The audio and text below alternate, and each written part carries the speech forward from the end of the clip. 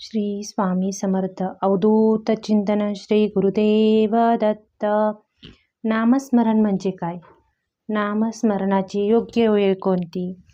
जप, आसन, विशिष्ट कालावधी, कधी नामजप करावं, नामस्मरण म्हणजे काय असतं याबद्दल संपूर्ण माहिती या व्हिडिओमध्ये आपण जाणून घेणार आहोत.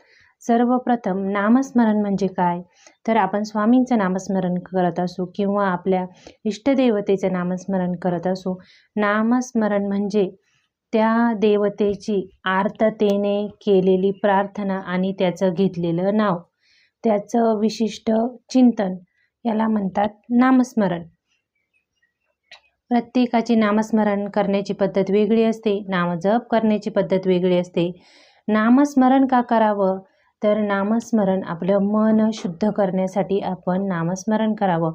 आता काहींना प्रश्न असतो, नामस्मरण म्हणजे एक विशिष्ट पद्धतीला करायचं, एक विशिष्ट वेळेला करायचं, वेळ कोणती असावी, आसन कोणतं असावं, विशिष्ट आसनच असावं का नामजपासाठी? तर असं काहीही नाही.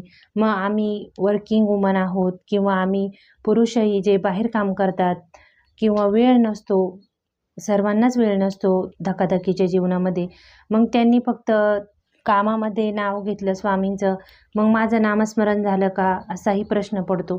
तर नाम आपण कुठेही घेऊ, तुम्ही कुठेही नामस्मरण करा, कामात करा. स्वयंपाक करताना जर नामस्मरण केलं तर ते अन्न देवाचा प्रसाद बनतं. कामात नामस्मरण केलं तर ते तुमचं कर्मफल बनतं. आणि जर तुम्ही जेवताना नामस्मरण केलं तर ते तुमचं अन्न हे ब्रह्म आहुती म्हणून मानलं जातं. मग आता आपण नुसतं पोट भरतोय, पण त्याबरोबर आपण मुखात स्वामींचं नाम घेतोय किंवा आपल्या देवतेचं नाम घेतोय, म्हणजे आपण त्या अन्नाला पवित्र करतोय. उदरभरणनो हि जाणीजे यज्ञ कर्म, म्हणजे पोट नुसतं भरतच नाहीये, तर आपण त्याबरोबर नामस्मरण करत आहोत. आता कुणाला वेळ नाही म्हणून नामस्मरण करायचं सोडायचं का? तर नाही, नामस्मरण तुम्ही कुठेही करा. अगदी बसमध्ये प्रवास करत आहात, मुखात नाम घ्या. पुन्हा तुम्ही काही काम करत असाल, नाम घ्या. प्रवासात असाल, नाम घ्या. नामाला कोणतंही विशिष्ट बंधन नाही. नामस्मरणासाठी कोणतीही वेळ ठराविक अशी नाही. आपण कधीही नामस्मरण करू.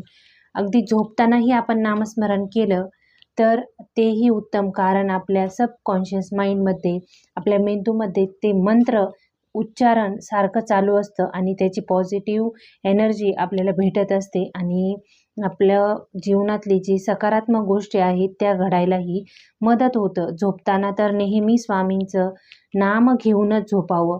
उठतानाही महाराजांचं नामस्मरण करूनच उठावं. मग आता नामस्मरण जर आपण विशिष्ट कार्यासाठी नामस्मरण करत आहोत, तर सर्वात प्रथम तर नामस्मरण आपण करावं ते आपलं मन शुद्ध करण्यासाठी. कारण आपण स्तोत्र मंत्र पठण करतो, हे तर आपण आपल्या कोणत्याही इच्छित कार्यासाठी करत असतो. मग आपण जर देवाच्या खूप जवळ जायचं असेल ना, तर नामस्मरण देवाजवळ बसून करावं असं नाही. नामस्मरण तुम्ही कुठेही असा करा, पण ज्या वेळेला आपण काही नामजप करतो विशिष्ट कार्यासाठी किंवा मग एक विशिष्ट संख्येसाठी, 1,00,000 नामजप, 50,000, 11,000, कितीही तुमच्या इच्छेनुसार तुम्ही तो जर विशिष्ट कार्यासाठी नामजप करत असाल, तरच मग त्याला हे नियम पाळणं गरजेचं आहे. एरवी आपण नामस्मरणासाठी कोणताही नियम नाही आहे. तुम्ही कुठेही बसून नामस्मरण करा. मग प्रश्न पडतो, नामस्मरण आपण कुठेही करत आहोत का? मग ते देवकार्य होतं का? मग त्याचं फल भेटतं का? तर नक्की भेटतं.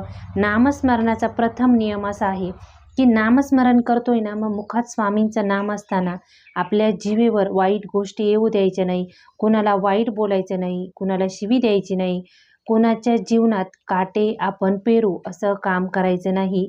हेही एक प्रकारचं नामस्मरणच आहे. नामस्मरणातून ह्या गोष्टी आपण नंतर बदलवतो आपल्या आयुष्यामध्ये. सर्वात आधी नामस्मरण करतं काय? तर आपल्याला चेंज करायचं काम नामस्मरण करतं. म्हणजे काय करतं? जितक्या वेळेला आपण नामस्मरण करू, त्या नामात राहू, त्यावेळेला आपल्या विचारांमध्ये, आपल्या माइंडमध्ये वाईट विचार येत नाहीत.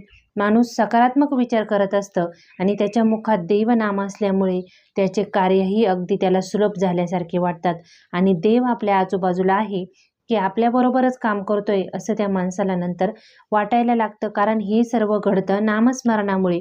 मग नामस्मरण करत आहात पण इतरांना शिवाय देत आहात, कोणाला त्रास देत आहात, मानसिक द्या शारीरिक द्या, कसाही त्रास देत आहात, कोणाच्या जीवनामध्ये वाईट काम करत असाल तर त्या नामस्मरणाचं पुण्य तुम्हाला कधीही मिळणार नाही. मग तुम्ही तासनतास नामस्मरण केलं देवाजवळ बसून किंवा मग काहीही केलं तरीही नामस्मरणाचं फळ मिळत नाही. नामस्मरणाचा प्रथम नियमच असा आहे की तुम्ही दुसऱ्यांबद्दल चांगलं चिंता. अगदी चांगलं चिंतता येत नाही तर वाईट तरी चिंतू नका आणि वाईट तरी बोलू नका. नामस्मरण झालं, आता मग विशिष्ट कार्यासाठी जर नामस्मरण करत असाल तर मग कसं करायचं? समजा तुम्ही काही कार्यासाठी विशिष्ट स्वामींचा नामजप करत आहात, 1,00,000 नामजप करत आहात किंवा जास्त करत आहात, मग तो कसा करावा? तर आपल्यासाठी त्यासाठी आपण आसन, माळ ही जर योग्य पद्धतीने घेतली तर उत्तमच. नसेल तर आपल्याकडे जे असेल त्यावर बसूनही आपण नामस्मरण करू शकतो. फक्त आपल्याला जमिनीवर बसायचं नाही, पृथ्वीचा स्पर्श आपल्याला नामस्मरण करताना होईल असं करायचं नाही. खाली तुम्हाला कोणतंही आसन घ्यायचं आहे. आसन म्हणजे आपण ज्या बसण्यावरती देवकार्यासाठी बसतो ते कोणत्या कलरचं असावं? तर भगवं, पिवळं कोणतंही असावं. लाल कलरचं बसणं शक्यतो ज्या व्यक्तींना खूप राग येतो, ज्यांचा मंगळ खराब आहे कुंडलीमध्ये, अशा व्यक्तींनी घेऊ नये. मग बसणं घेतलं. आता जपमाळ कोणती घ्यावी किंवा कशी धरावी? तर जपमाळ ही तुम्ही तुमच्या आवडीनुसार घेऊ शकता. भरपूर जपमाळे असतात. तुळशीची जपमाळ असते, त्यानंतर रुद्राक्षाची असते, त्यानंतर स्फटिकाची असते, कमळगट्ट्याची असते आणि इतरही काही धातूंपासून जपमाळी बनवल्या जातात. मग आपण कोणती जपमाळ आपल्यासाठी उत्तम आहे? तर आपण गृहस्थाश्रमी आहोत आणि आपल्याकडे जी तुळशीची माळ असते ती सर्वांकडेच असते, मग ती घ्या. मग आपल्याला काही विशिष्ट फलावं आहे, मग रुद्राक्षाची घ्या, ती उत्तम. लक्ष्मी प्राप्तीसाठी नामजप करत असाल तर मग कमळगट्ट्याची घ्या आणि इतर तुम्हाला जशी वाटेल ती जपमाळ घ्या. मग जपमाळ धरायची कशी? मेरुमणी काय असतो जपमाळीतला? तर जपमाळीतला मुख्य मणी असतो मेरुमणी आणि तो आपल्याला ओलांडायचा नसतो.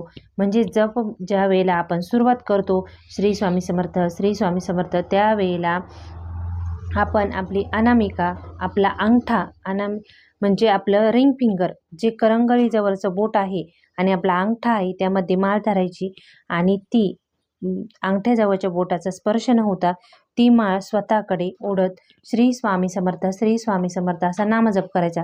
आता माळ एक पूर्ण झाली त्यावेळेला मेरुमणी ओलांडायचा नाही, माळ फक्त आपल्याला फिरून घ्यायची असते. तसंच पुन्हा माळ जपायला सुरुवात करायची नाही, फक्त मेरुमण्यापासून माळ उलटी करायची आणि पुन्हा नामजप करायला सुरुवात करायची. आता नामजप झाल्यानंतर जमिनीला जपमाळेचा स्पर्श करायचा नाही. नामजप संख्या पूर्ण होईपर्यंत कोणाशी बोलायचं नाही.